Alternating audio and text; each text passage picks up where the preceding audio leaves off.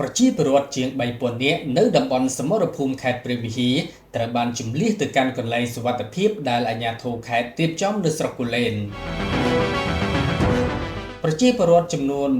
1047គ្រួសារស្មើនឹងមនុស្សជាង3000នាក់រស់នៅភូមិចំនួន6ក្នុងតំបន់សមរភូមិមុខតំបន់មុំ3អានសេះនិងជុំតែ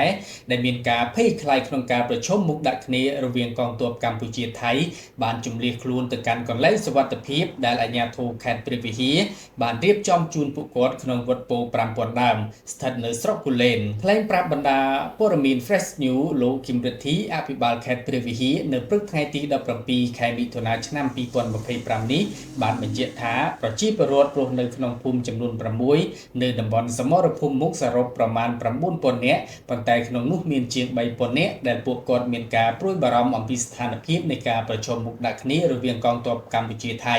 បានចាក់ចេញពីភូមិឋានរបស់ពួកគាត់ដើម្បីរកកន្លែងដែលមានសុវត្ថិភាពបណ្ដោះអាសន្នសិនបើតាមលោកគឹមរិទ្ធីអាជ្ញាធរខេត្តបានរៀបចំកន្លែងសុវត្ថិភាពជូនដល់ប្រជាពលរដ្ឋក្នុងវត្តពោ5000ដើមដែលមានទីតាំងស្ថិតនៅស្រុកគូលែនចម្ងាយជាង100គីឡូម៉ែត្រពីតំបន់សមរភូមិនៅក្នុងមណ្ឌលសុវត្ថិភាពបណ្ដោះអាសន្ននេះអាជ្ញាធរខេត្តព្រះវិហារបានរៀបចំគ្រឿងឧបភោគបរិភោគស្បៀងអាហារជូនប្រជាពលរដ្ឋតាមរយៈជំនួយរបស់កាកបាទក្រហមកម្ពុជានិងស្បៀងបម្រុងទុករបស់រដ្ឋាភិបាលកម្ពុជា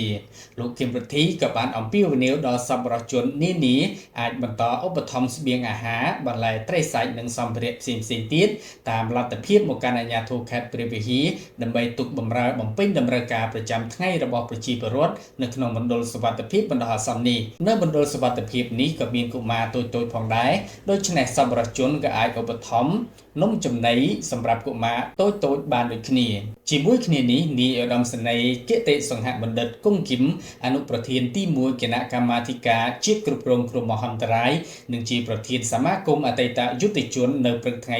16ខែមិថុនាឆ្នាំ2025នេះក៏បានចុះសំណេះសំណាលសួរសុខទុក្ខប្រជាពលរដ្ឋនៅមណ្ឌលសុវត្ថិភាពវត្តពោ5000ដើមស្ថិតនៅក្នុងភូមិគូលែនត្បូងឃុំគូលែនត្បូងស្រុកគូលែនខេត្តព្រះវិហារផងដែរ